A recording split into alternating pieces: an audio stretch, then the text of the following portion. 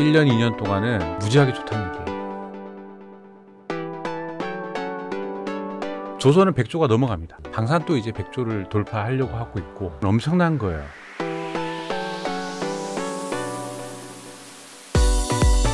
고정 댓글을 타고 오세요. 상지대학교 군사학과 교수님이시자 한국방위산업연구소장이신 최기일 교수님 모셨습니다. 안녕하세요. 예, 안녕하십니까. 처음 뵙겠습니다. 네, 반갑습니다. 예. 그러니까 방위산업연구소도 하고 계시고, 예. 요게 최근에 나온 책인가요? K방산 브리프. 예, 그렇습니다. 요게 약간 뭐 정책 제언 이런 것도 많이 담겨 있던데요. 그렇죠. 그래서 이제 우리나라 국내 자타공인 최고의 군사 전문가들이자 방산 분야 전문가분들이 참여를 해주셨습니다. 그래서 12분과 함께 쓰신 책이고, 네. 아니 근데 저희가 아무래도 방산 이쪽 군사 전문가시다 보니까 궁금한 게 되게 많습니다. 여쭤볼 것도 되게 많고. 무슨 신상털기나 아니면 뭐 인사 검증 이런 건 아니죠? 최근에 어디 다른 예능 나가셔가지고 한번 털리셔가지고 네, 교수님. 최근에 약간 충격이 있어갖고 긴장 안 하셔도 됩니다. 아, 긴장이 많이 됩니다. 지식 채널입니다. 좋습니다. 경제 지식 채널. 당장 그 러우 전쟁이 물론 이게 휴전할 수 있다 말다 이게 되게 얘기도 오래 걸렸습니다만 진짜 이번에는 가능할 거라고 보세요? 제 연내에는 가능할까요? 예, 일단 결론만 말씀드리면 금년 내에 이제 러우 전쟁, 우러 전쟁의 휴전, 그래서 이제 궁극전의 이제 종전인데요. 저는 가능할 것이라고 조심스럽게 내다보고 있습니다.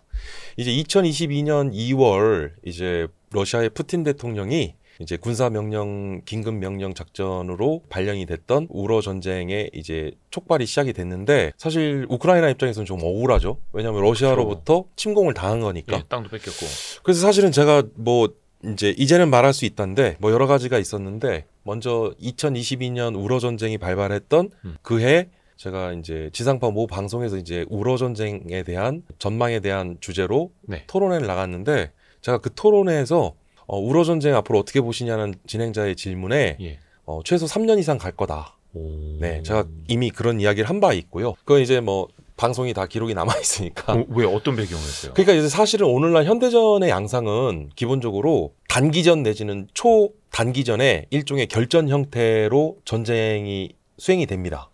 그리고 이제 전쟁 양상이 그렇다는 거죠. 그리고 또 하나는 이제 뭐 효과성이나 효율성 기반, 즉 국가와 국가 간의 전쟁은 국가 총력전 양상이기 때문에 그 나라가 보유한 인적, 물적 자원을 다 총동원해야 된다는 건데 그런데 이 물적, 인적 자원이라는 것은 유한하고 한정적인데 그러니까 결국은 그 나라가 보유한 이런 자원을 얼마만큼 효율적으로 효과적으로 운영할 수 있느냐가 전쟁과 전투의 승패를 가늠하는 중요한 요소가 됐다는 것이죠. 근데 이제 다시 돌아와서 지금의 어떤 오늘날 불안정한 국제 정세의 양상에서 보면 이제는 한 나라의 안보를 그 나라 스스로 지키는 시대가 아닙니다. 즉 이제는 집단 안보 내지는 집단 방위 체제가 두드러진 특징이라고 말씀드릴 수 있는데 과거 우리 1950년 6월 25일 한국 전쟁이 발발했죠.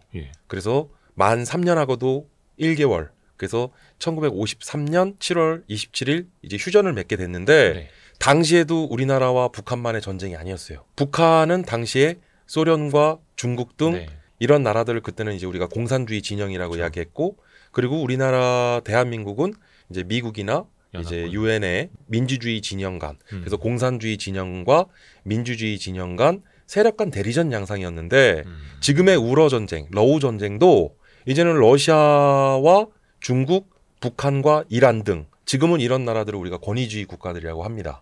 그리고 지금은 우크라이나와 서방의 지금 EU의 나토를 비롯한 그래서 미국 등 이런 진영을 또 우리가 자유주의 진영이라고 하는데 지금은 이제는 러시아와 우크라이나만의 전쟁이 아닌 이러한 권위주의 진영과 그리고 자유주의 진영 간의 세력 간 대리전 양상이더라. 그래서 지금 같이 참전하는 거는 북한밖에 없지만 대신 뭐 무기를 보내주거나 지원을 해주면서 그렇죠. 지금 러시아군이 사용을 하고 있는 뭐 드론만 하더라도 이란제 샤헤드 드론을 가장 많이 사용하고요. 그리고 또 중국의 DJI사라고 하는 또 드론도 많이 사용하듯이 지금 결국은 뭐 북한이 직접적으로 전투병을 파병하기도 했고 또 100만여 톤에 달하는 군수 물자를 또 지원해주기도 했지만 어쨌든 지금 말씀드렸던 이런 나라들은 러시아를 필두로 권위주의 진영을 대표하는 국가들로서 결국은 이러한 우크라이나와 이러한 서방의 자유주의 진영들과 일종의 세력 간 대리전 양상을 보여주고 있다는 것이죠. 그래서 결국은 전쟁이 다소 장기화될 수 있다라고 하는 그런 우려,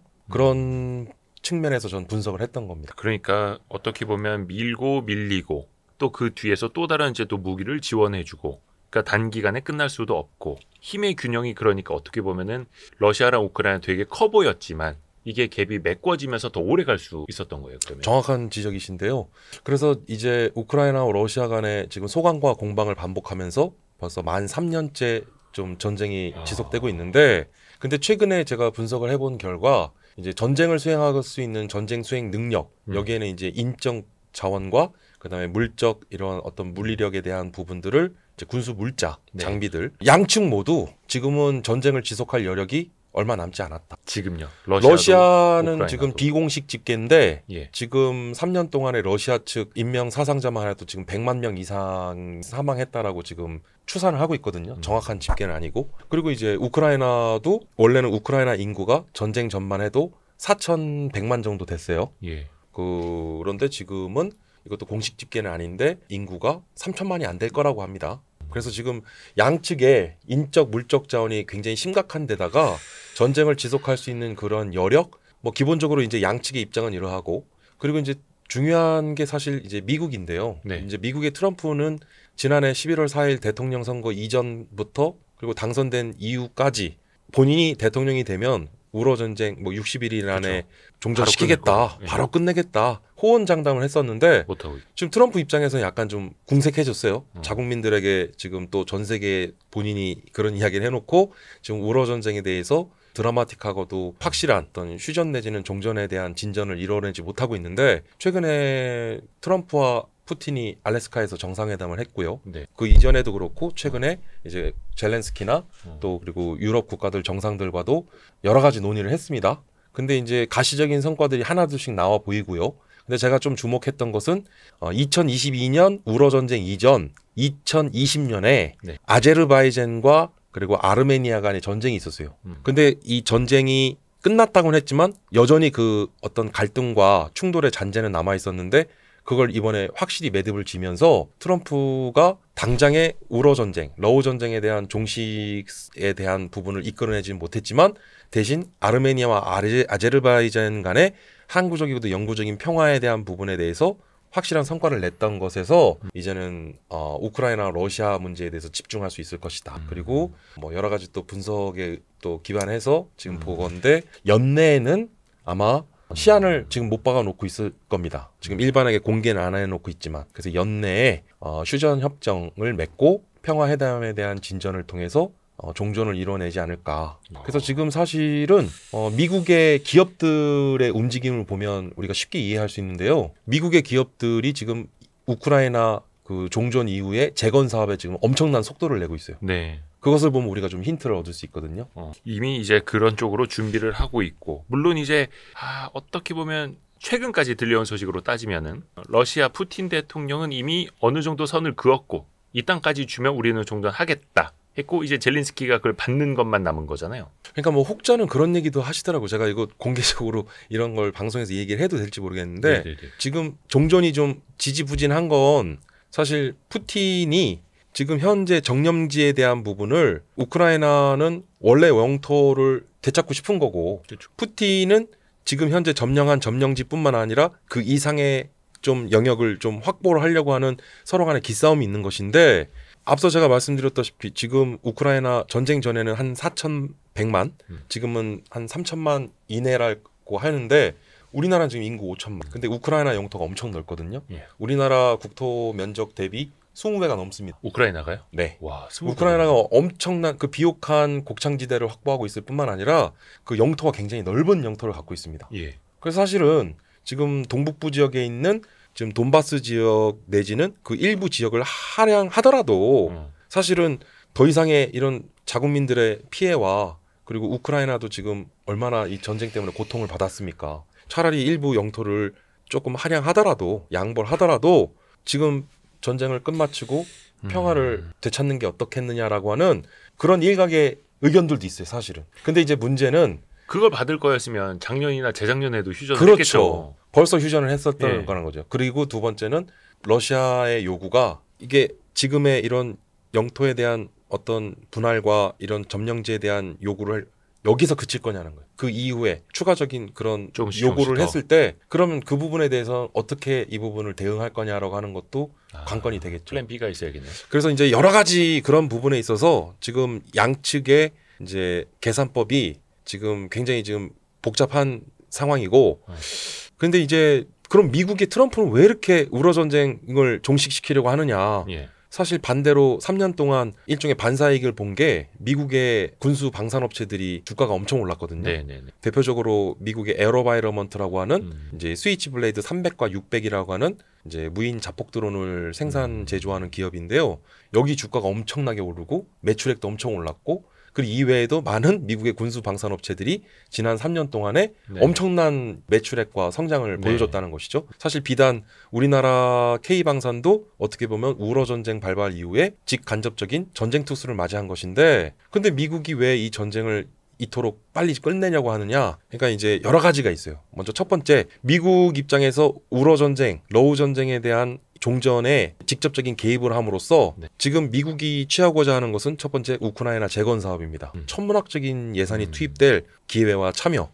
그리고 두 번째, 우크라이나는 많은 지하 광물과 자원들을 보유하고 있어요. 예. 그러한 채굴권이나 그러한 권리를 또 확보하려고 하는 것이 결국은 미국은 국제사회에서의 경찰 국가로서 그 다음에 유럽 내 어떤 균형자 역할이라고 하는 그런 패권을 유지함으로써 명분과 실익을 다 챙기려고 하는 것이 지금 미국의 속셈인 거죠. 그리고 더 나아가서는 제가 이거 방송에서도 이미 얘기를 했던 건데 네. 트럼프 대통령이 내년에 노벨 평화상 받으려고 한다고 얘기했더니 좀 뚱딴지 같은 이야기를 한다고 그랬는데 그게 아니에요. 그게 왜 노벨 평화상에 목을 매냐면 사실 우리나라랑 미국의 대통령 선거제가 다릅니다. 우리나라는 5년제 단임이고 네. 그리고 미국은 4년제 중임제예요. 그렇죠. 그런데 이 중임은 이제 연속으로 하든 한 번 건너뛰고 하든 두 번밖에 못 해요. 네. 그래서 1기 트럼프 행정부 시절 이후 이제 올 초 이제 트럼프 2기 행정부 이제 집권을 하고 났는데 네. 내년 11월 달에 이제 중간 선거를 해야 돼요. 네네네. 그리고 트럼프가 지금 나이가 많아요. 그래서 사실상 이제 정치 생명은 여기서 끝이다. 그래서 내년 11월 트럼프는 이 우러 전쟁, 러우 전쟁에 대한 종식과 이런 어떤 평화에 대한 이런 어떤 성과를 본인의 치적뿐만 아니라 미국 공화당의 내년도 중간 선거에서의 압승을 노리고자 하는 것이다. 그러면서 항상 미국 명분을 확실히 정치권은 세우자. 그렇죠. 그리고 미국은 항상 미국 정치권은 이건 일종의 전통적인 관례인데 차기 대통령 후보자를 보통 부통령을 지목해 왔어요. 예. 그래서 지금 차기 대통령 후보로서 내년 11월 중간 선거에서 압승을 통해 JD 벤스죠. 데이비드 어려워요. 예. 그냥 JD 벤스라고 예. 하시죠. JD 벤스. 예. 죄송합니다. 지금 제가 네. 너무 컨디션 난조로 지금 제가 네. 숨도 못 돌리고 지금 아니 그래서 근데 여러분 네. 오해하시면 안 됩니다. 저는 질문 하나 했습니다. 지금까지. 편집 잘해 주실 거라고 믿고요. 아니. 그래서 지금 내년 11월 중간 선거에서 JD 벤스 현 부통령을 차기 대통령 공화당 후보로 지명할 것으로 그렇게 예측되고 있는 거죠. 그 이제 트럼프 입장에서는 모든 걸 다 만들어 준 거 아닙니까? 차기 대통령 후보로 벤스를 지목하면서 그리고 11월 중간 선거에서 압승을 또 하면서 결국은 일종의 JD 벤스를 앞세우고 본인은 뒤에서 상황 노릇을 하겠죠. 푸틴도 사실은 지금 몇 년 안 남았어요. 그러니까 무슨 얘기냐면 푸틴이 이제 여든을 바라봅니다. 예. 그리고 사실 뭐 전 세계 지도자들이 약간 뭐랄까 이제는 뭐 이 고령화 추세가 약간 좀 세계적인 추세인 것 같은데 시진핑도 이미 만 70이 넘었고 예. 트럼프도 또 나이가 많아요. 그리고 지금 푸틴이 75인가로 예. 제가 알고 있는데 그래서 이제 결국은 그 다음에 권력 승계 작업에 대한 부분에 대해서 고민들이 많을 건데 예.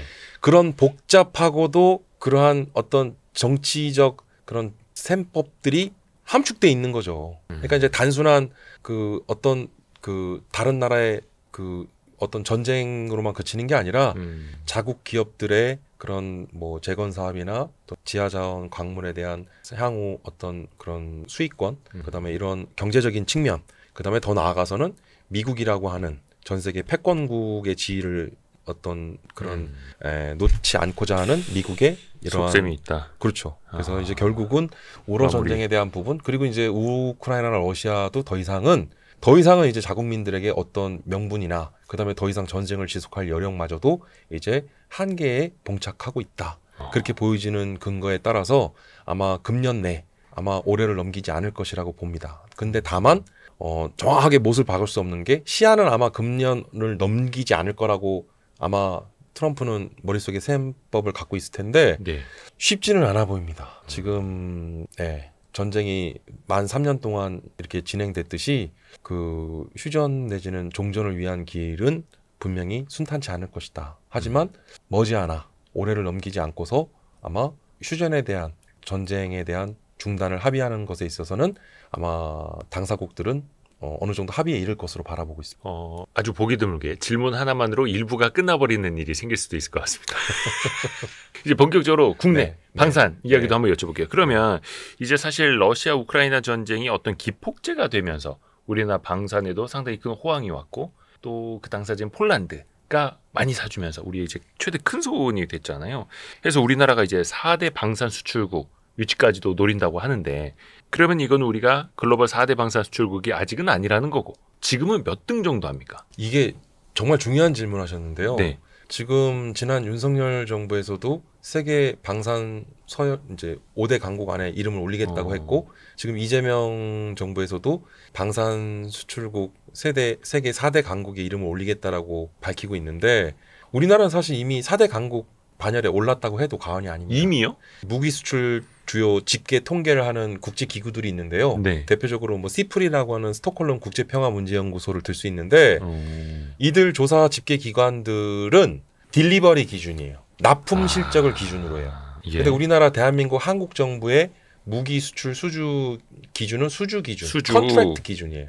그래서 컨트랙과 딜리버리라고 하는 수주 시점과 계약 시점은 괴리가 발생합니다. 네네. 그러니까 그렇죠. 단편적으로 보면 걸리죠. 2022년 9월 우리나라 국내 방산 수출 역대급 기록을 세우게 됐는데 그때 당시에 우리가 173억 불 이제 수주 계약을 맺었는데 이건 수주 기준이었어요.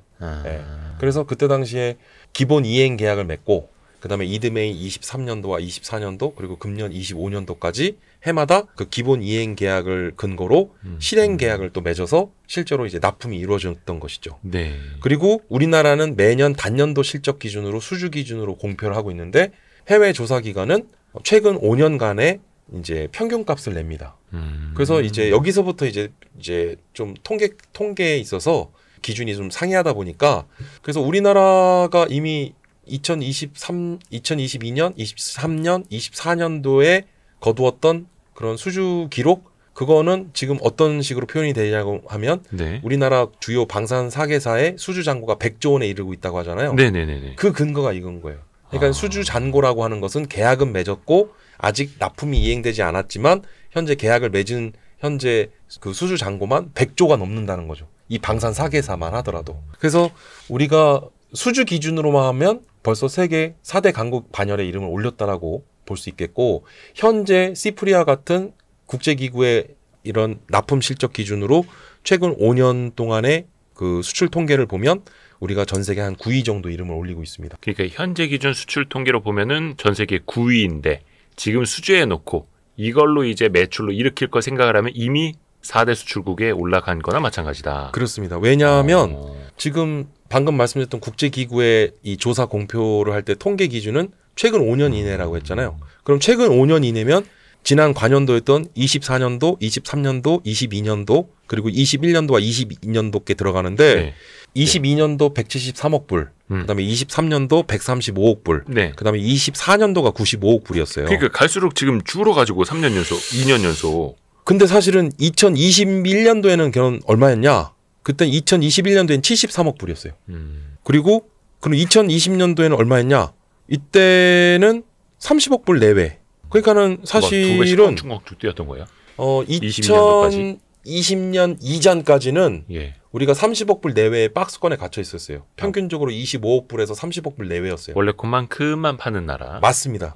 그러다가 2022년에 이른바 퀀텀 점프를 한 건데 이제 결국은 우크라이나 러시아 전쟁으로 인해서 인접 국가였던 폴란드로부터 대규모 무기 수출 수주 계약을 맺게 된 거죠. 그러니까 이제 그 이전에 21년도와 20년도치까지 반영이 되기 때문에 그러니까 결국은 우리가 22년도부터 23, 24년도에 5년 평균으로 하면 네, 5년 평균으로 하면 지금은 이제 9위 정도 랭크돼 있지만 우리가 수주 기준으로 봤을 때 그래서 앞서 말씀드렸던 우리나라 방산 주요 4개사만 실적만 보더라도 지금 수주 잔고가 100조 원이 넘는다는 근거는 그러니까 우리가 지금 수주를 해놨지만 예. 아직 납품이 안 돼서 그렇지 우리가 수주 기준으로만 보면 이미 전 세계 빅5 다섯 손가락 안에 들어가 있다. 그래서 여기에서 이제 그런 근거로 주장을 할 수 있는 거예요.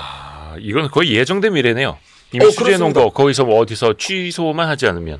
그렇죠. 그래서 지금 이미 요즘에 증권가에서도 방산주가 핫한 이유가 바로 이게 이미 그런 선 반영이 돼 있기 때문에 지금 주가가 고공행진을 하고 있는 이유이기도 하죠.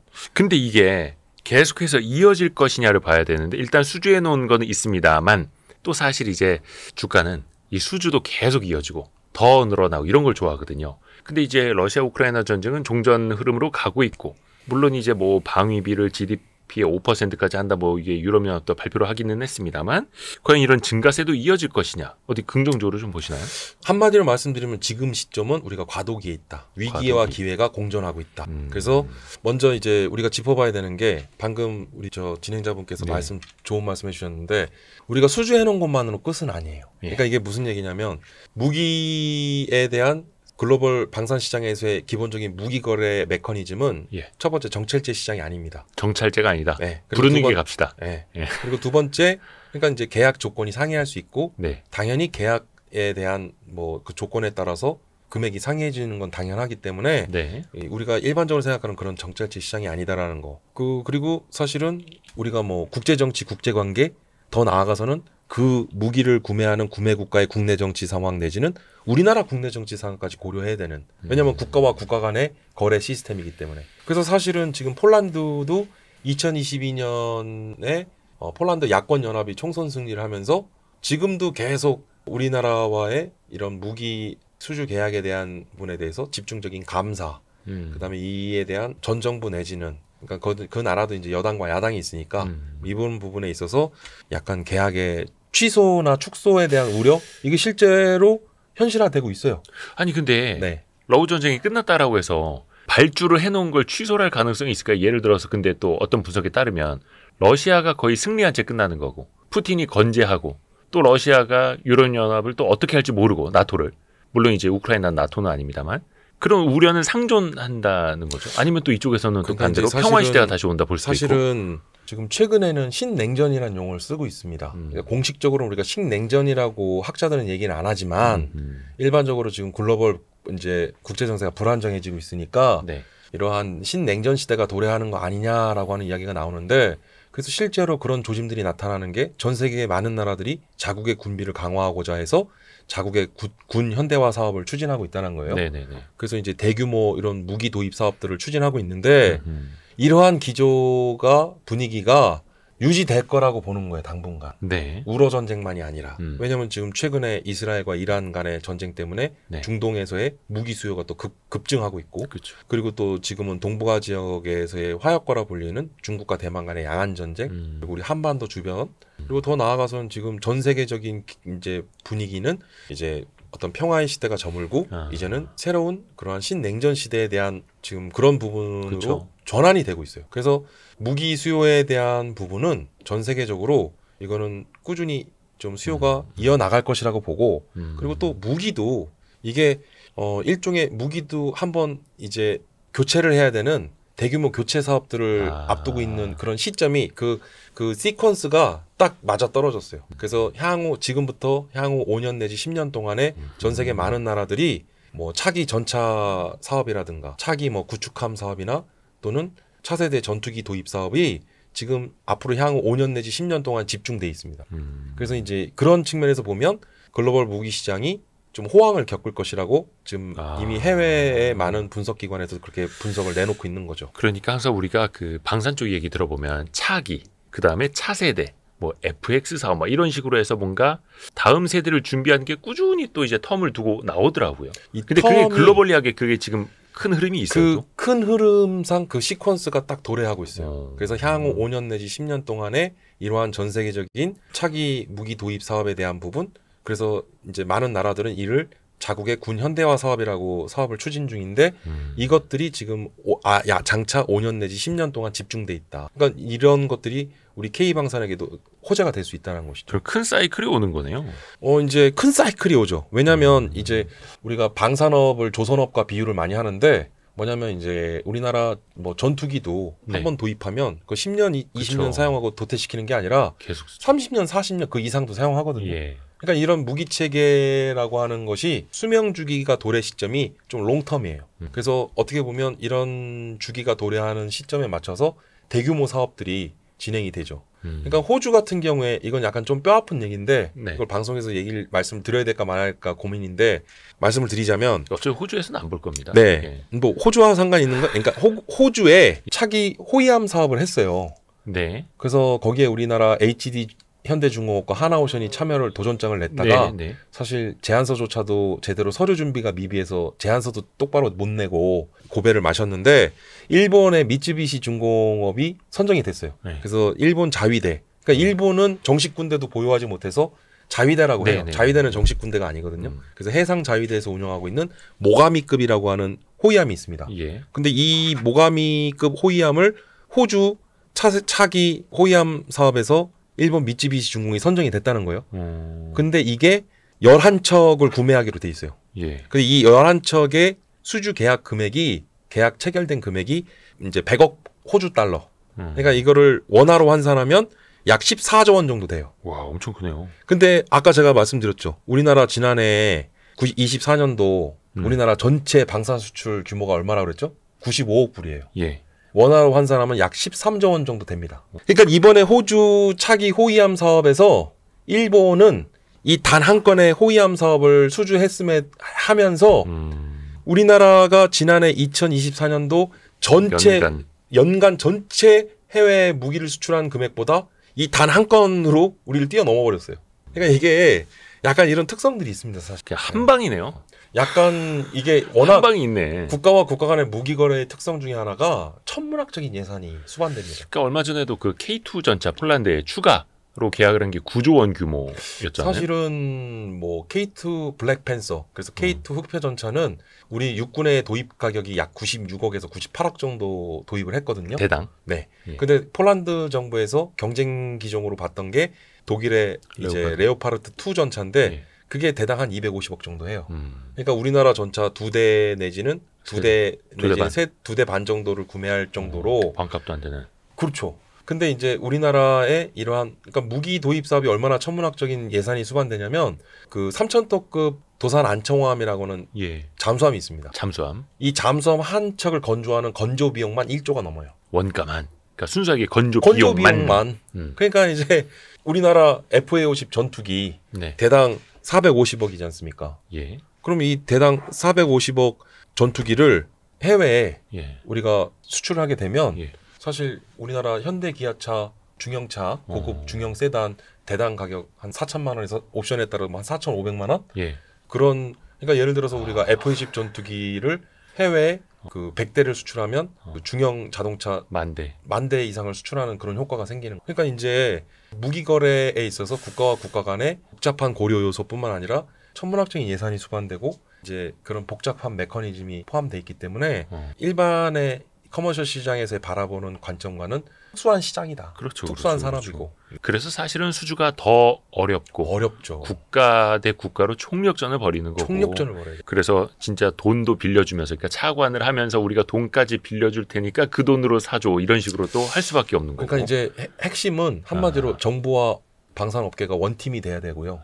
그리고 지금 좋은 또 말씀을 해주셨는데 이제 워낙 천문학적인 예산이 비용이 수반되다 보니까 무기 구매 국가에게 어떤 그 파이낸싱 그래서 수출 금융에 대한 지원을 또 프로그램을 많이 또 운영을 하고 있습니다. 실제로 미국이나 프랑스 등 해외 무기를 많이 수출하는 나라들은요.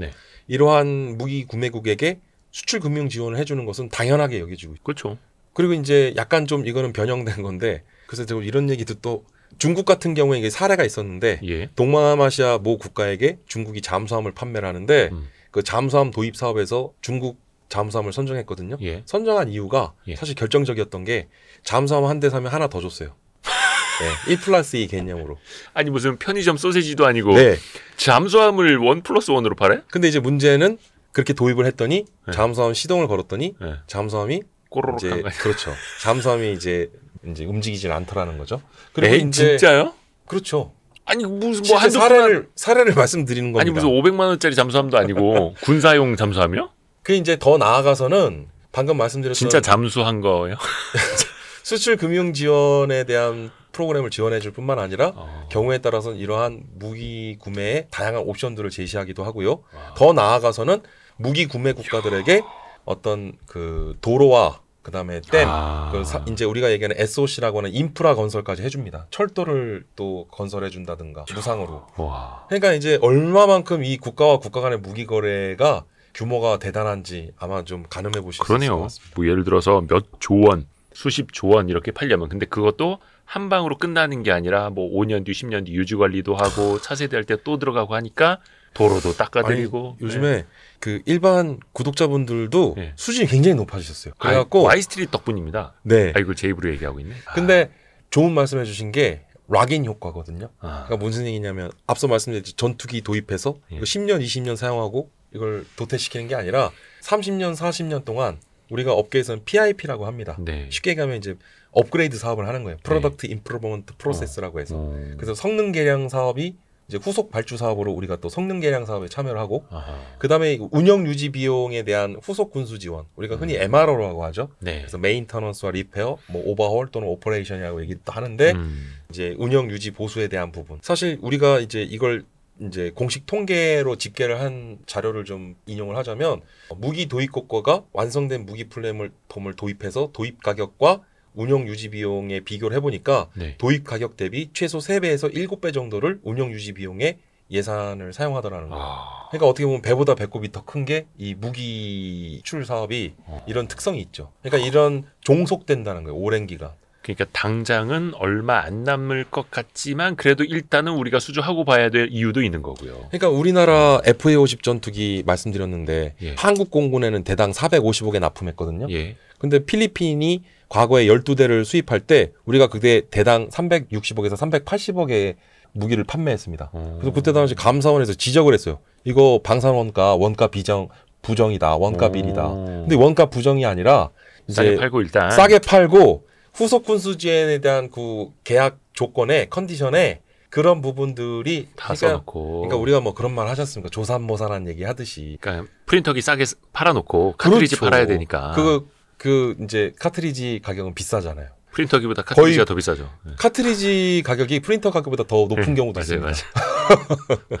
전략이죠, 그런 전략. 개념으로. 네. 네. 그러니까 이게 예전에도 그 방산을 볼 때 뭔가 조금 이제 안 좋은 시각, 안 좋은 관점으로 보는 경우가 굉장히 많았었는데 좀 입체적으로 보고 판단을 해야겠네요. 그러니까 이제 앞서도 말씀드렸지만 방위산업이라고 하는 것이 특수한 안보산업이라고 하는 이제 구조적인 방위산업에 대한 특수성을 이해를 해야 되는데 일반의 상식으로 접근하거나 일반의 시각으로 접근했을 때 보면 자칫 비리나 또는 비리 온상처럼 보이고. 네, 그게 이상한 것처럼 보여질 수 있다라는 거예요. 근데 이게 방위산업이라는 것이 그러한 특수성이 이미 내재되어 있는 산업이기 때문에 그런 부분에 대한 이해도 필요하다는 것이죠. 그러면 이렇게도 이어질 수 있나요? 예를 들어서 FA-50이 경공격기죠. 한국항공우주산업에서는 전투기라고 써달라고 하는데 전투기. 말씀하셨던 게 뭐 이제 가볍게 경공격기가 공격하는 맞습니다. 게 전투기도 되고 이게 원래는 그 F-50 훈련기, 고등 훈련기에서부터 전투기가 되고. 그러니까 F라고 하는 이제 파이팅인데요. 네네네. 그래서 이제 T-50입니다. T-50이었다. 그래서 헷갈렸다. 트레이닝해서 원래 T-50. 고등 훈련기였죠. 그죠. T-50이 FA-50이 무장을 되고. 장착해서 F-50이 됐고. 그러면 T-50 쓰던 나라가 FA-50을 사서 쓰고 이후에는 KF-21 보람의 전투기까지 사서 쓸 수 있는 어떻게 이게 좀 연계가 잘 될 수 있나요? 그렇죠. 좋은 또 질문이신데 네. 이 무기 체계라고 하는 게 사실 전투기와 같은 군용 항공기를 네.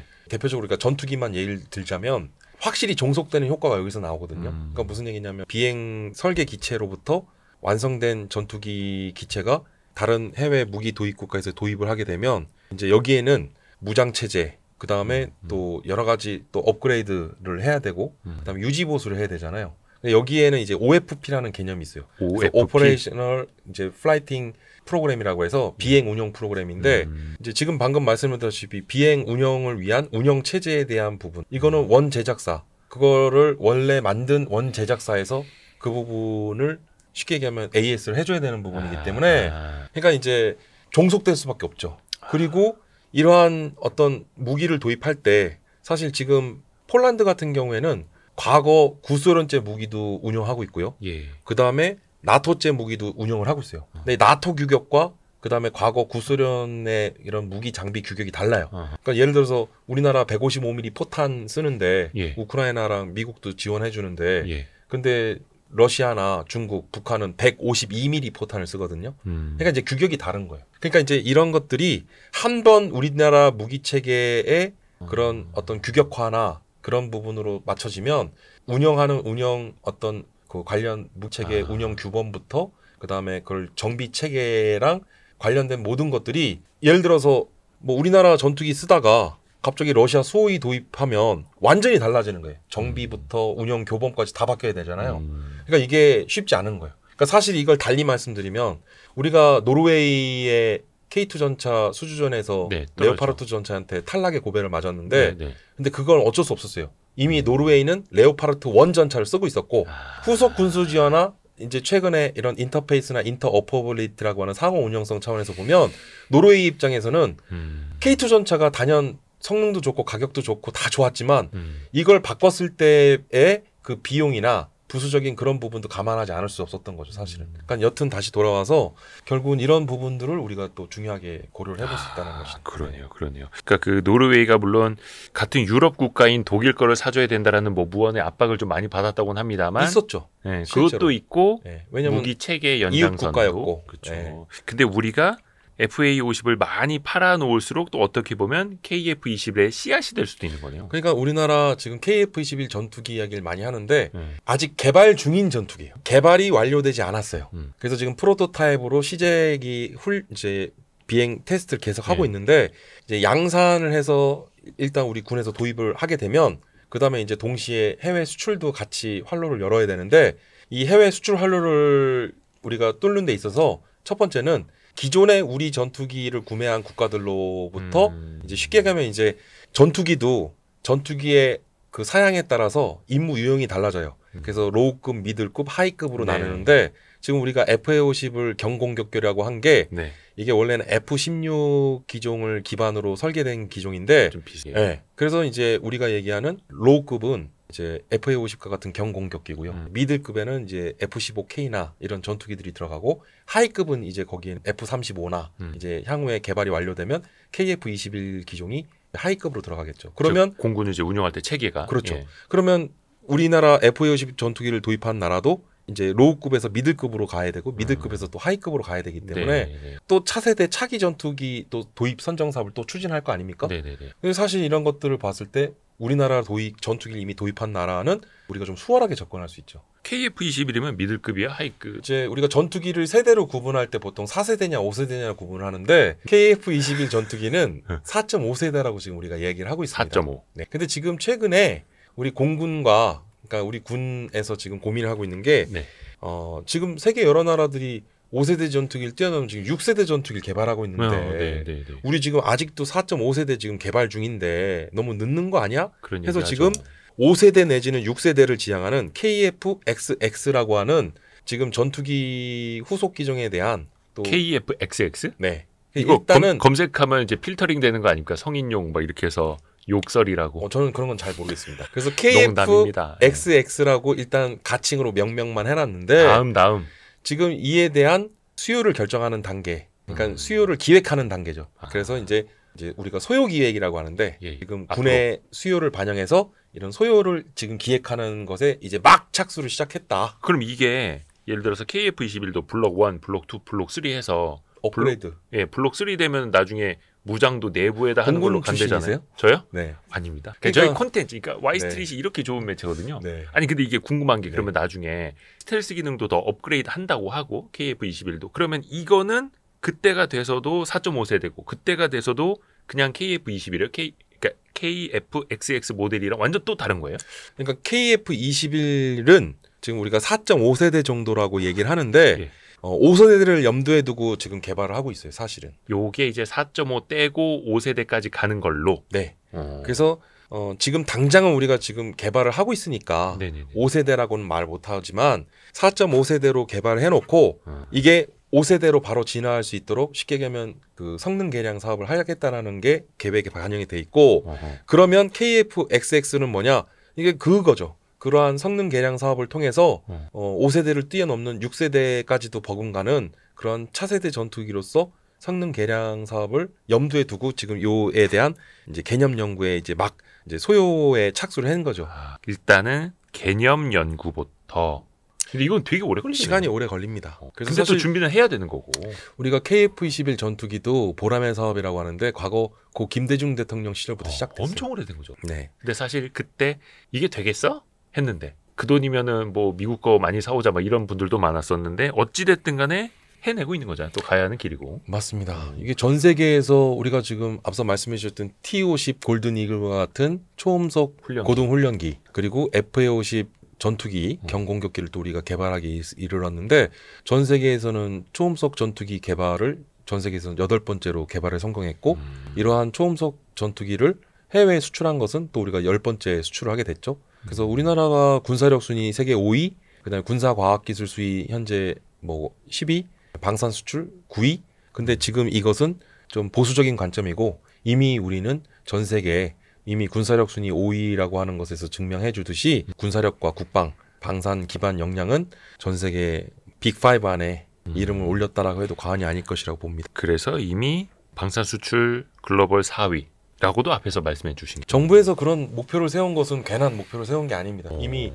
이제 그러한 뭐 충분한 근거와 자신감이 있기 때문에 방산 수출 세계 4대 강국이라고 했는데 그러니까 이게 약간 바뀐 게 기존에 우리 방위 산업이 원래 수출하려고 방위 산업을 육성한 게 아니잖아요. 처음에는 그쵸 자주국방 하려고. 그래서 처음에는 자주국방이었어요. 그래서 자주국방이 좀 세련된 표현이자면 쉽게 말하면 국산화입니다. 무기 국산화가 자주국방이에요. 근데 이제 지금은 이게 이미 자주국방에 대한 무기 국산화는 우리가 어느 정도 진전이 됐으니까 이제는 방위 산업을 수출 고도화 전략으로 이제 전략 산업으로 국가 전략 산업을 육성하겠다라는 거예요. 그러면서 지금 체질을 개선하고 있는. 우리나라가 근데 되게 이례적으로 사실 우리가 이제 제조업 강국이다 보니까 자주포, 그다음에 전차, 그다음에 뭡니까? 고등 훈련기부터 전투기, 그다음에 초음속까지, 그다음에 함정 당연하고 잠수함까지도 잘 만들고 유도무기 체계도 잘 만들고 있고 이제 미사일 방어 시스템까지 한다고 하고 이런 나라가 거의 없지 않아요? 미국, 우리나라가 다 되는? 사실은 대량 살상 무기라 불리우는 핵무기랑 핵무기 빼고 그다음에 생화학 무기 전 세계에서 엄격히 사용을 금지하고 어차피 있죠. 그거는 하면 안 되는 거고. 그런 비대칭 무기들을 제외하면 우리가 다 잘하는 거라고 볼 수. 그러니까 이제 우리나라가 말씀하셨듯이 제조업 강국 아닙니까? 네네네. 근데 우리나라의 이런 방위 산업도 사실은 제조업 기반이거든요. 그래서 어떻게 보면 우리나라의 제조업 경쟁력이 방위 산업에도 그대로 투영이 된 거죠. 그러니까 핵 빼고 다 잘하는 육해공 측면에서 다. 그러니까는 북한은 핵을 갖고 있고 그러한 대량 살상 무기로서 생화학 무기도 갖고 있는데 그럼 우리는 이를 재래식 무기로 이를 압도하거나 뛰어넘어야 되니까 그거 빼놓고 나머지를 잘해야 될 수밖에 없어요. 근데 이거를 참 이제는 재래식 무기라고 부르기도 참 뭐해요, 그죠? 첨단 무기가 또 되다 보니까. 그러니까 이제 무기 체계, 우리가 이제 웨폰 시스템이라고 하는데 무기 체계를 기본적으로 큰 갈래로 나누면 이제 원래는 이제 상위에는 군수품이라는 개념이 있어요. 예. 군수품은 다시 무기 체계와 비무기 체계로 나뉘는데 무기 체계는 방금 말씀하신 흔히 우리가 전차와 함정과 전투기. 그럼 비무기 체계는 우리가 또 전력 지원 체계라고 하는데 군 장병들의 군 급식으로부터 일반 장구류 피복 등을 가리켜 우리가 비무기 체계로서 전력 지원 체계라고 하는데 이 무기 체계는 다시 또 현형 전력을 뜻하는 기반 전력으로서 재래식 무기가 있고 그 다음에 또 하나는 미래 전력으로서 이러한 또 새로운 무기 체계에 대한 개념을 미래 무기 체계로서 우리가 또 구분을 하고 있는데 지금 우리의 기반 현형 전력 그래서 재래식 무기 위주의 현재 무기 체계도 첨단 무기 체계를 개발하는 그런 미래 무기 체계로 진화해 나가고 있습니다. 그래서 최근에 이제 멈티라고 하잖아요. 그래서 맨드, 언맨드 팀밍의 약자. 그래서 맨드, 유인과 언맨드, 무인의 복합 체계. 그래서 실제로 견마 로봇 내지 사지 로봇이라고 하는 정확하게는 우리는 다족 보행 로봇이라고 얘기를 하는데 그런 로봇과 그다음에 전투원이 인간이 같이 임무를 수행하는 모습을 보실 수 있어요. 실제로 지금 그런 모습도 보여주고 있다. 근데 우리나라가 사실 로봇이나 드론 기술 측면에서 보면 다른 나라에 조금 이제 뒤처지지 않았나. 물론 이제 비교 대상이 미국, 중국 막 이런 나라니까 좀 그렇기는 한데 냉정하게 볼 때는 좀 어떤 우리나라 차세대 무기요. 뭐 일단 뭐 최근에 뭐 드론 전쟁이라는 신조어도 만들어졌고 예. 드론이 워낙 핫하니까. 근데 저는 이제 엔지니어 출신은 아니기 때문에 저도 이제 관련 전문가분들께 기술자분들께 이제 여쭤보면 선진국인 미국을 좀 우리가 너무 비교 대상을 미국을 놓고 비교하기는 좀 곤란한데 우리나라의 이런 무인 전략의 드론과 이런 부분은 최소 10년에서 15년 정도 기술적으로 뒤처져 있다라고 하는 게 중론이고요. 네. 아직은 갈 길이 멀긴 하죠, 사실. 아니 그래서 이번에도 그 러우 전쟁에서 보면 거의 드론이라는 게 진짜 예전처럼 프레데터라고 하는 미군이 운용하는 엄청 큰 거죠. 자동차보다 큰 거. 이게 MQ-1 프레데터, MQ-9 리퍼를 미군이 많이 사용하고 있는데 2018년 이란의 호르무츠 해협 인근에서 이란 혁명 수비대에 의해서 미군이 운용하던 무인기가 격추를 당했어요. 근데 그때 트럼프 대통령이 호르무츠 해협에 미 제7함대를 급파하는 등 뭐 전쟁 일촉즉발의 전쟁 그 직전까지도 가서 전 세계에서는 트럼프를 가리켜 미치광이 전쟁광이라는 얘기까지 했죠. 무인기 하나 격추했다고 그렇게 전쟁하려고 드냐는데 그 무인기 한 대 가격이 2천억 원이 넘었어요. 근데 가격이 문제가 아니라 2천억이요? 예. 그래서 와. 무인기 한 대 가격이 2천억이 넘었고 그리고 그 무인기를 잔해를 수거해서 그걸 리버스 엔지니어 역설계를 하면 여기에 이제 미국이 운용하는 모든 통신 프로토콜과 암호 자재가 여기 다 들어가 있습니다. 그러면 그 무인기에 대한 모든 걸 해독을 하고 리버스 엔지니어를 하게 되면 결국은 미국의 안보 체제에 중대한 위해가 생기죠. 모든 걸 작전 개념부터 통신 암호 프로토콜에 대한 개념을 다 바꿔야 되니까 그거 한 대 찾으려고 들어간 게 아니라 그거 한 대의 가치가 어마어마했다라는 거네요. 안보상의 중대한 위해 요소가 된다라고 트럼프는 판단한 거죠. 근데 실제로 이란 혁명 수비대는 격추한 사실을 부인했고 그리고 그 잔해 수거도 본인들은 우리와 무관한 일이라고 했는데 이듬해에 격추된 기종과 아주 흡사한 유사한 기종을 이란이 만들어서 공개를 했어요. 또 보란 듯이. 그러니까 그 정도로 하나를 어떻게 보면 이제 이게 나포라고 해야 됩니까? 어떻게 했을 때 그걸 베낄 수도 있다라는 거고. 이게 사실 근데 드론 이걸 여쭤봤던 게 아까 그 2천억짜리 드론이라고 말씀해 주셨는데 MQ-1, MQ-9 프레데터나 리퍼 기종은 역시 교수님. 대당 1,500억에서 2천억 정도. 역시 교수님. 네. 근데 이번 러우 전쟁에서 보면 진짜 요만한 몇십만 원짜리 드론을 막 수백 개 수천 개 막 날려가지고 이제 막 그냥 양으로 때려박는 시대가 됐잖아요. 이제 국가 총력전이잖아요.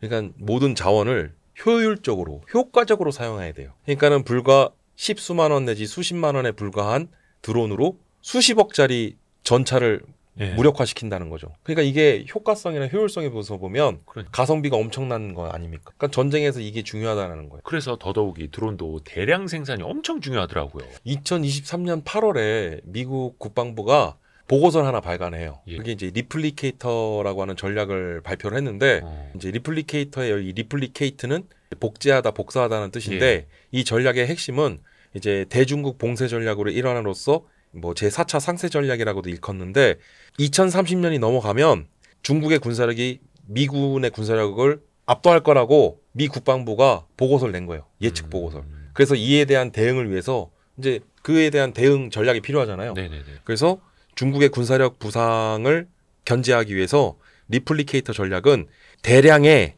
무인의 소모성 전력을 배치하겠다. 그래서 여기서 이제 네이비시 고스트라는 개념도 나옵니다. 그래서 함대를 운영할 때 항모의 승조원이 뭐 1,000명 단위로 막 엄청난 승조원이 타고 또 함대를 유지하는 데 있어서 그 승조원이나 또는 그 엄청난 비용을 부담을 해야 되는데 네이비시 고스트는 이제는 말 그대로 유령 함대예요. 그래서 승조원이 탑승을 안 한, 이제 승선을 안 한 이제 무인 전력들. 그러니까는 최근에 이제 USV라고 해서 Unmanned Surface Vehicle. 그래서 이건 무인 수상점, 무인 수상 함정이죠. 그다음에 UUV 이거는 Underwater. 그래서 무인 잠수정. 그래서 최근에 왜 우리가 UAV 얘기하잖아요. 방금 말씀하신 게 무인 항공기능. 그래서 UAV뿐만 아니라 USV, UUV 그리고 지상의 무인 지상 전투 차량은 우리가 UGV, 이제 Ground Vehicle. 예전에 보면 잠수함을 소재로 한 영화들이 진짜 막 막 있고 재밌잖아요. 예전에 잠수함 주제로 한 영화 중에 유령이라는 영화 있잖아요. 한국 영화 있어요. 그러니까 잠수함 자체가 보이지 않으니까 두려운 상대인데 네, 그거 자체를 그냥 무인으로 맞습니다. 그런 시대가 이제 거의 다 왔다는 거죠. 그러니까 이제 최근에 이제 멈티라고 방금 설명드렸는데 유인과 무인의 복합 체계라고 했는데 이게 한 단계 더 진화되면 이제 좀 롱텀으로 먼 미래가 되겠지만 발음이 좀 이상한데 엄티. 그러니까 언맨드 티밍. 무무인 복합 체계. 그러니까 완전 무인 자율 체계로 이제 전장에는 사람이 전투를 하지 않는 킬러 로봇들이 이제 대신 인간을 대신해서 전쟁을 하는 전투를 하는 그런 모습이 이제 나타날 수 있다는. 되게 흥미로우면서도 간담이 서늘해지기도 하는 무섭기도 하는. 사실은 지금은 이미 전쟁 양상이 바뀌고 있어요. 그러니까 이제 뭐 그러한 전쟁의 또는 전투의 양상이나 그다음에 그 패러다임이 과도기에 있는 때문에 이제 이런 부분들도 우리가 염두를 해둬야 된다. 상지대 군사학과 최기일 교수님과 말씀 나누고 있는데요.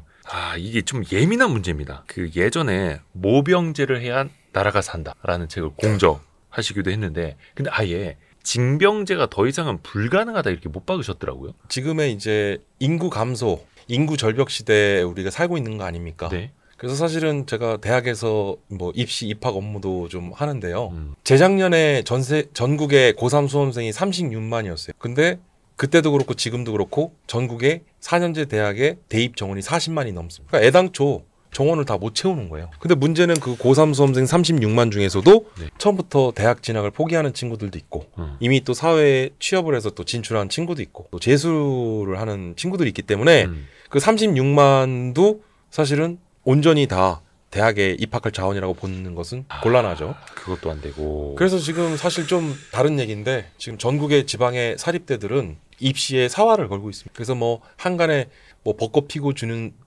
순서로 대학이 문을 닫을 거라고 했는데 지금은 순서 없이 망한다. 랜덤입니까? 네. 그래서 지금은 엄청난 위기감이 팽배해 있죠. 그러니까 인구가 줄어들어서 징병제를 하더라도 과거처럼 뭐 60만 군인이 아니라 지금 이제 50만이 깨졌다면서요. 45만까지 네. 떨어졌다고 하는데 그러면 모병제를 하면 미국처럼 직업군인만으로 과연 대한민국 국군을 유지할 수 있는가? 혹시 계산을 좀 해보셨을까요? 군인이 직업군인이 되겠습니다 하고 막 자원 입대하고 해야 되는데. 먼저 우리가 이제 병역제도인데요. 병역제도를 크게 보면 모병제와 징병제입니다. 근데 또 잘못된 내용이 우리나라는 모병제를 도입한 사실이 없고 모병제를 도입한 적이 없다고 그러시는데 1945년 8월 해방 직후부터 1950년까지 우리는 모병제를 시행했어요. 그러다가 1951년 대통령령 시행령으로 현행 병역법이 개정되면서 징병제를 시행하게 된 겁니다. 그러니까 우리나라는 처음부터 모병제 도입해서 모병제로 운영이 됐어요. 이미 45년부터 51년 1월까지.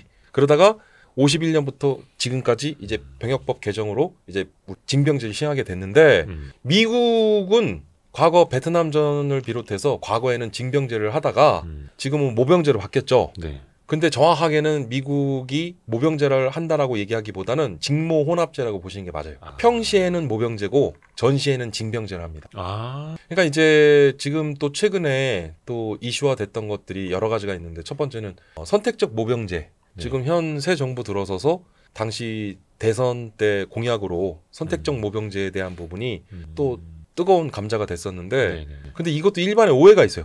그러니까 선택적 모병제를 도입하면 징병제를 폐지하고 모병제로 가는 거냐라고 잘못 알고 계신데 선택적 모병제는 현행 징병제를 유지합니다. 현행 징병제를 유지한 상태에서 모병의 확대를 하겠다는 것이 선택적 모병제의 핵심이었어요. 그리고 사실 우리나라는 지금 육해공군 3군 체제잖아요.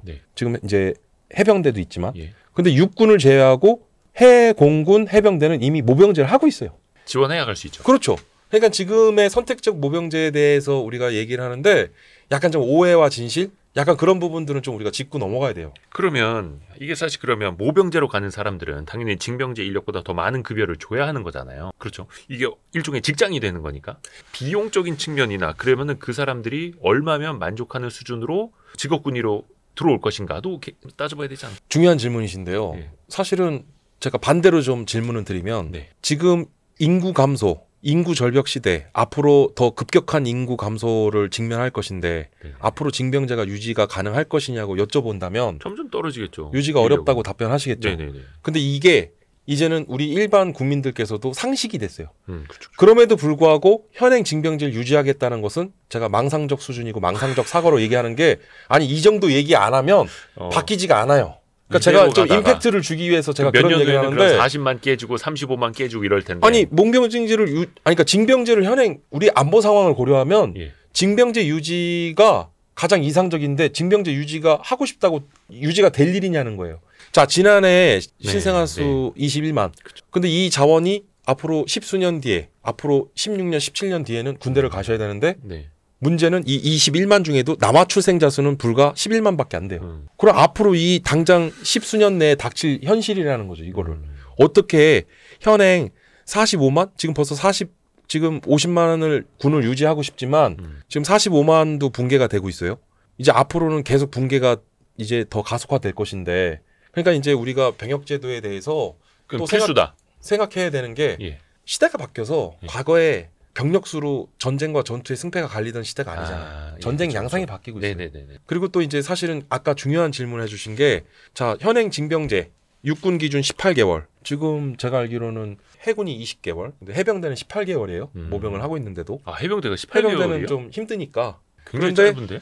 해병대는 좀 이렇게 힘들잖아요. 사실 해병대는 우리가 특수부대로 구분하는 경우도 있어요. 우리나라는 현행 병역법상 만 18세 이상 건장한 예. 남성분들이 신체 등이 1에서 3급까지 받으시면 뭐 4급도 공익근무원을 본인이 희망하지 않고 현역 가겠다 그러면 4급도 입영을 할 수 있어요. 예. 근데 우리는 만 18세 이상으로 육군 기준 18개월 의무 복무를 하는데 네. 북한은 만 17세부터 입영을 해서 최소 10년 의무 복무를 합니다.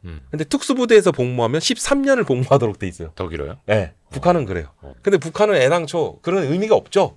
애당초 뭐 북한은 그냥, 사회주의 공산주의 체제라 예. 어떤 뭐 직업 선택의 자유도 없고 그쵸. 뭘 그런 선택의 기회가 없으니까 애당초 선택이 박탈되니까.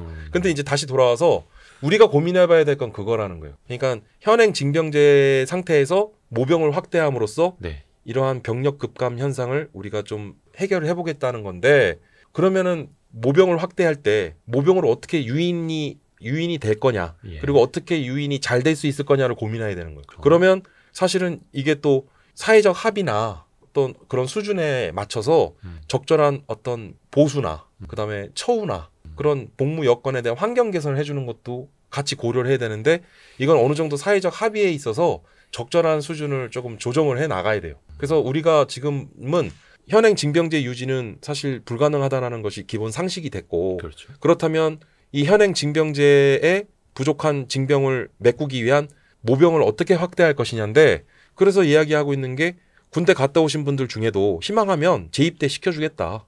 예. 그리고 또 이제 우리가 임기제 부사관 제도로 가는데 네. 이제 경우에 따라서는 숙련병을 임기제 부사관으로 해서 또 확보하는 방법. 그다음에 전문 특기병, 그게 전문 용어로 말뚝인가요? 예, 네. 말뚝. 그래서 그다음에 이제 전문 특기병 제도. 그리고 또 하나가 최근에 정치권에서 아주 흥미로운 법안이 하나 발의됐는데요. 이제 여성도 일반 사병으로 군 입대가 가능하도록 그런 법안을 입법 발의를 하셨어요. 그래서 이제 여성 징병 얘기가 또 새로운 화두로 떠오르고 있는데. 아니, 근데 그거는 뭔가 그냥 사회적인 화두를 던지기 위해서 그 법안을 발의한 겁니까? 아니면 실제로 진짜 하자는 겁니까? 그 이제 법안을 발의할 때는 제일 먼저 입법 취지가 나와요. 그렇죠. 그 입법 취지를 보면 저도 공감은 돼요. 뭐냐면 여성의 인권 신장과 현행 병력 구조에 대한 그런 사회적 문제를 이제 남녀 평등 차원에서 그래서 여성도 일단 이런 문호를 개방해주고 네. 뭐 가고 안 가고는 둘째 치더라도 예. 일단 기본적으로 이걸 할 수 있게끔 문호를 개방해주는 것은 어떤 시대적 흐름과 사회적 어떤 흐름에 비추어 봤을 때 이제 입법 발의를 하게 된 배경을 이제 설명을 했는데 아니 근데 일단은 그 여러분은 또 어떻게 생각하시는지 댓글로 좀 여러분의 생각을 좀 알려주세요. 댓글, 여성 징병제에 대해서. 아니 왜냐면 이제 어지러진한데 교수님에 대한 건 아니고 네. 여성 징병제에 대해서. 네. 왜냐면 저는 이제 딸이 셋이어가지고. 자 그러면 지금도 그럼 여성은 군대를 못 가냐? 갈 수 있잖아요. 지원을 하면 여성도 부사관이 될 수 있고 장교가 될 수 있고 장교와 군무원으로 가죠. 예, 군무원도 갈 수 네. 있고. 그러면 이거는 징병제라고 하면 의무잖아요. 그러니까 이제 이번에 발의된 법안은 정확하게는 예. 여성 징병이 아니에요. 그러니까 어. 여성도 예. 희망을 하면 예. 병사로 입대할 수 있도록 그 문호를 열어준 법이에요. 부사관이나 장교가 아니라 병사로. 네. 그러니까 이제 징집은 아니에요. 그러니까 여성 징병이란 말을 쓰면 안 되죠. 잠깐만요. 네. 일단 이제 그 기사 헤드라인 여성 징병제 이렇게 돼서 조금 헷갈렸는데. 그러니까 이제 제목을 이제 기자분들이 좀 이렇게 관심을 끌기 위해서 여성 징병이라는 표현을 썼는데 엄밀히 얘기하면 여성 징병은 아니다. 잠시만요. 왜냐하면 여성 징집이 아니기 요 하나만 더 때문에. 여쭤볼게요. 네. 그러면은 여성도 부사관이 될 수 있고 장교가 될 수 있는데 일반 장병이면 월급이 뭐 부사관보다 훨씬 적잖아요. 물론 이제 최근에는 좀 높아지고는 있습니다만 병장 월급 205만 원. 병장 월급이 205만 원이나 돼요? 네. 부사관이랑 그래서 별 차이가 없네요. 그러니까 이제 우리 전 진행자분은 옛날 사람이라. 그러니까 보니까 예전에 국민학교 월급 다니다가 초등학교 바뀌셨잖아요. 아, 네. 그러니까 우리는 사실은 개도국일 때 태어났고 네. 네, 우리 삼촌 아버지 시대는 이제 후진국일 때 태어나신 거고 예. 지금의 MZ 세대들은 선진국 세대 아닙니까? 죄송합니다. 병장 월급 2만 몇천 원이던 시절에. 예. 네. 그래서 지금 병장 아. 월급 205만 원 시대가 왔는데 어. 그런 것들은 이제 종합적으로 고려해야 돼요. 무슨 얘기냐면 어. 처우나 보수도 그렇지만 환경과 여건을 마련해 주는 거. 예. 그러니까 무슨 얘기냐면 여성이 2등병으로 군입대를 했어요. 예. 그럼 생활관은 어떻게 쓰죠? 지금 노르웨이 필요하죠. 같은 북유럽은 어. 남녀가 같은 한 생활관에서 같이 샤워도 하고 같이 생활을 해요. 아니 그 유튜브에서 봤는데 네. 남녀 군인이 같이 생활한다라는 그 유튜브 썸네일 보고 와 조회수가 어마어마하더라고요. 근데 실제로 그래요. 노르웨이는 같은 그러니까 내무 생활이라고 하는데, 그러니까 이제 우리가 이제 우린 병영 생활이라고 얘기를 하는데, 근데 거기는 좀 개방적인 국가니까 좀 그럴 수는 있지만. 그러니까 이제 우리가 예. 기준을 어떻게 정할 거냐는 거예요. 그러니까 분리를 한다면 어떻게 분리할 거냐. 네. 그다음에 부대 내 그런 영내 숙소 시설이나 이런 것들을 어떻게 갖춰줄 거냐. 음. 이런 것들도 같이 고민을 하고, 음. 그리고 사실상 여성의 병사로 입대를 허용할 수 있도록 그러니까 문호를 열어주는 것까지는 좋아요. 근데 그게 얼마나 유인이 되고 얼마나 또 모집이 될지는 모르겠는데 그러면 이제 그게 또 잘 되게끔 그런 제도나 환경이나 여건 이런 것들을 고민을 해야 되는데 그런 고민은 좀 부족했다라고 해서 좀 아쉬운 부분이 없잖아 있는데 나름의 의미는 있는 것 같습니다. 근데 그 정도로 심각하다라는 거죠. 어떻게 보면. 근데 제가 이제 사실은 한 5년 전에도 제가 국회에서 기자회견을 하는데 네. 제가 그때도 그랬거든요. 현행 지금의 징병제 유지가 어려울 것으로 보여지니까 예상이 되니까 제가 이제 좀 극단적으로 좀 비유를 한 게 앞으로 장차 10년 뒤에는 우리 대한민국 여성분들이 군대를 가시더라도 그래도 병력이 부족한 시대가 올 겁니다라고 했는데 여성들이 가도 여성분들이 군대를 가시더라도 그래도 병력이 부족한 시대가 올 거다. 그 정도로 지금 앞으로의 병력 부족 현상은 굉장히 심각한 사회 현상을 초래할 거라고 제가 강조를 했는데 그 다음날 최기일 교수 여성도 군대 가야 할 수도 이렇게 하다가 그 다음날에 보니까 수도를 빼요. 그러니까 여성도 군대 뭐 이런 가야 식으로 한다 이렇게. 예, 그러니까 이제 그 기자한테 막 뭐라 하잖아요. 그러면 아 이게 제목 칸이 모자라서 신문 지면이 모자라서 막 이렇게 핑계 댑니다. 데스크에서 시켜서 그랬어요. 이래요. 보통 그러니까. 기자들도 좀 요즘에는 사람 냄새 나는데 인간적이더라고요. 그래서 이게 네. 조회수 그냥 때문에 그래요. 당해 조회수. 주세요 이러더라고요. 조회수 그냥. 때문에 네. 그래. 오늘 썸네일은 여성도 군대 가야 한다. 최기 1 이렇게. 큰일 납니까?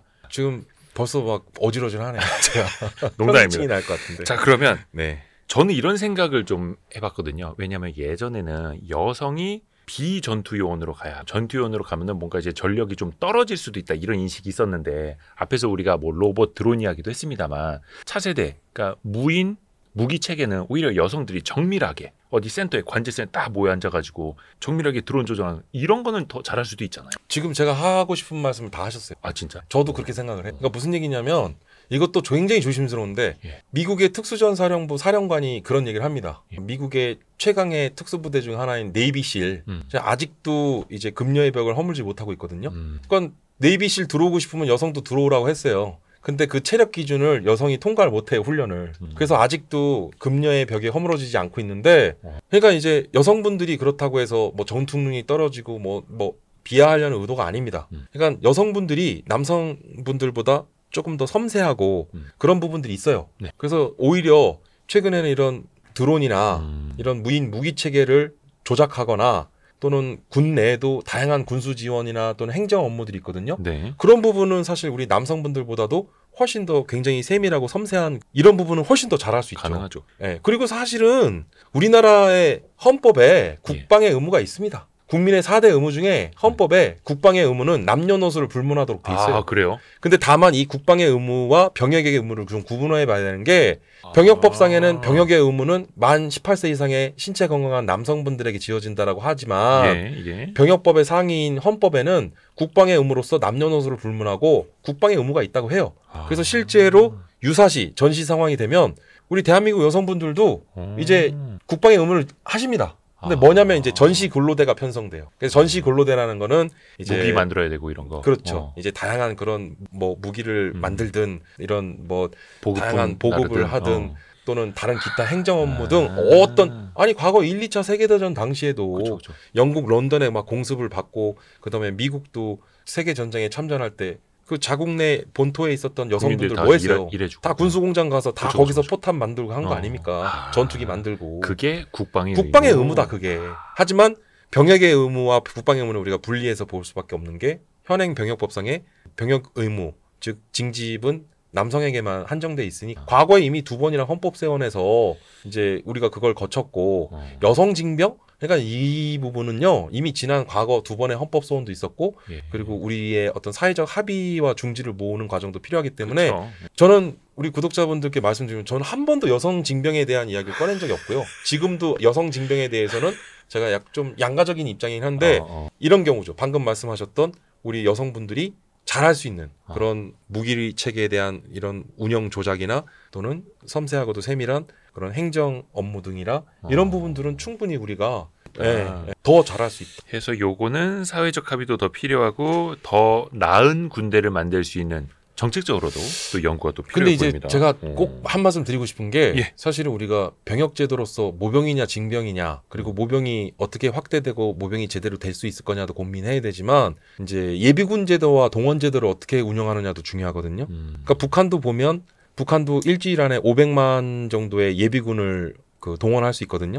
우리도 전쟁이 만약 벌어지면 수일 내 우리도 400만에 가까운 예비군을 우리도 동원할 수 있습니다. 그래서 이제 전쟁이 아까 제가 말씀드렸잖아요. 국가 총력전이라고. 모든 인적 물적 자원 다 총동원해야 된다고. 예비군 자원을 어떻게 우리가 이걸 수준을 고도화하고 어떻게 잘 운영할 수 있을지에 대한 그런 동원 제도와 예비군 제도에 대한 부분이 중요하다. 그리고 사실은 군복을 입고 군대를 가는 것을 자랑스러워하는 그리고 어떤 사회적 예우나 인식의 변화 그러니까 군대 가는 걸 자랑스러워하고 군대 가도 사회에서 내가 기업에 취업하고 내가 직장 생활하는 거 못지않게 그런 사회적 인식의 변화와 그리고 어느 정도 처우 개선이 돼야 된다. 현실화돼야 된다. 그게 급선무라고 봅니다. 애국자들을 또 대우해주는 그런 사회 반드시 필요하고 그래서 요즘에 보면 어디 휴게소에서 군인들 뭐 커피값 대신 내준 아저씨들 뭐 이런 아주 이야기 훈훈한 미담이 이야기.